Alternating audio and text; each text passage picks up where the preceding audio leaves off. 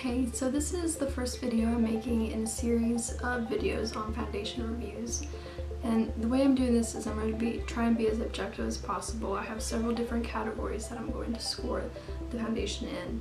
And then throughout the course as I rank more, I'm going to rank them in order of the highest score to the lowest score.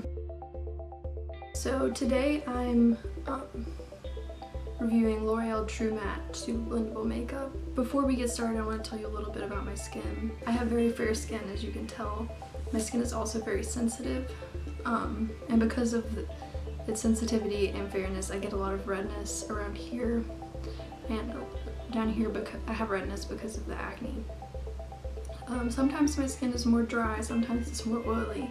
Currently it's dry on my forehead region and down here a little bit. Also, I'm starting to get like wrinkles right here and on so we'll see how that affects the makeup's application. So the 7 categories I'm scoring this in will be price, the number of shades, because I'm very fair and sometimes I have a hard time finding the right shade, and I know people with darker skin tones have issues as well. The ingredients, because since my skin is so sensitive, I know a lot of other people's are as well, I want to take into account the ingredients and whether or not they'll break you out or cause any irritation or redness. I'm going to rank the coverage on a scale of 1 to 10. The wearability, so if it cakes, if it separates in my lines, if it drags on the dry spots and accentuates those. The longevity, so how long the makeup lasts, if it transfers when I'm talking on my phone. And finally the packaging. And the packaging is the only one I'm ranking on a scale of 1 to 5 instead of a scale of 1 to 10. And in my calculations, it's not weighted as much either because I don't think packaging is quite as important as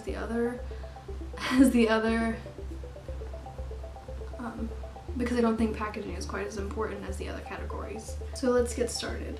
The price per ounce for this foundation is $9.99, which is that's a great price. So it has 24 foundation shades, which is kind of right in the middle of the road. It does not have a shade that matches my skin tone.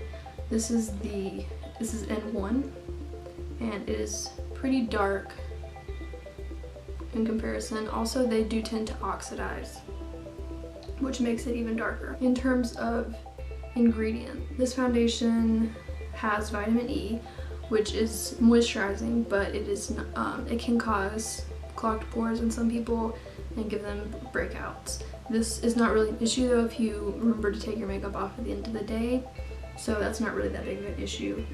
The bigger issue is the fact that this makeup does have parabens, which in some people can cause irritation and allergic reaction, and there's been some debate over whether or not they're possible carcinogen.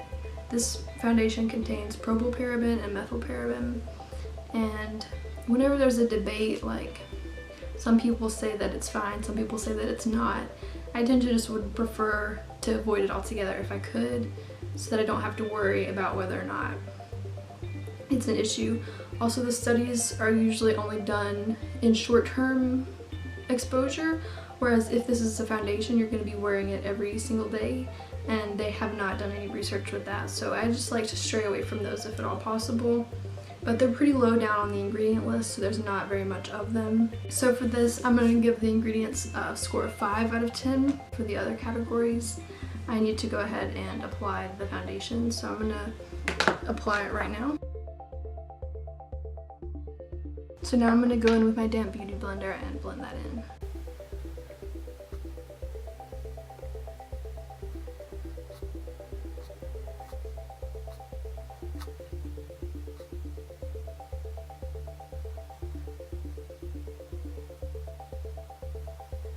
Okay, so now the foundation has kind of set. It's oxidized more. In terms of coverage, it did a pretty good job of smoothing out my discoloration. It covered up my freckles a little bit. They're still poking through. You can still definitely see the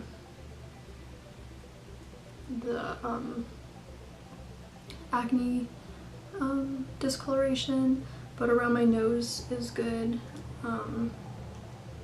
I don't expect foundation to cover up these because usually I have to use concealer for that.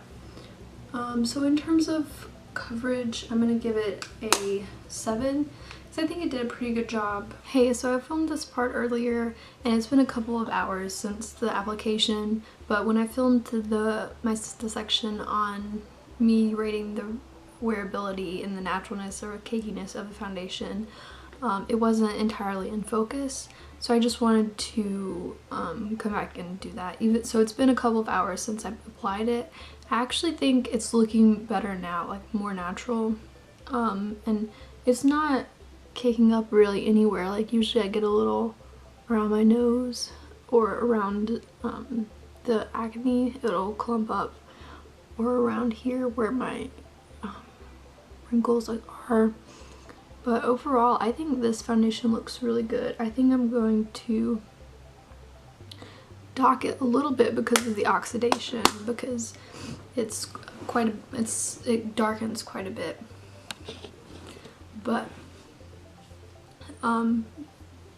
overall, I think I'm going to give it a 9 because I really like how it's wearing. It looks very natural. So that's my verdict on the score for wearability. Hey, so it's about 8 hours later and I was just gonna check in and give my final score for the longevity. It doesn't really transfer much like when I'm using my phone. It has started to rub off a little bit on the corners of my nose. I don't know if you can tell. But overall it's worn pretty good. It's not rubbed off any around here. Looks like it might be a little patchy right around through here. I don't know if you can tell. So overall, I think I'm gonna give it an 8 on longevity because it lasted pretty well. So overall, that gives the L'Oreal True Matte Foundation a score of 69.6%, which is, I don't have anything to compare it to, but eventually once I start comparing other foundations, I'll be able to rank them. But yeah, overall I really like this foundation. I think it's very good for the price. I do wish they had more shades because like I said, this one's a little too dark for me. But overall I think it's a very good option if you're looking for something from the drugstore.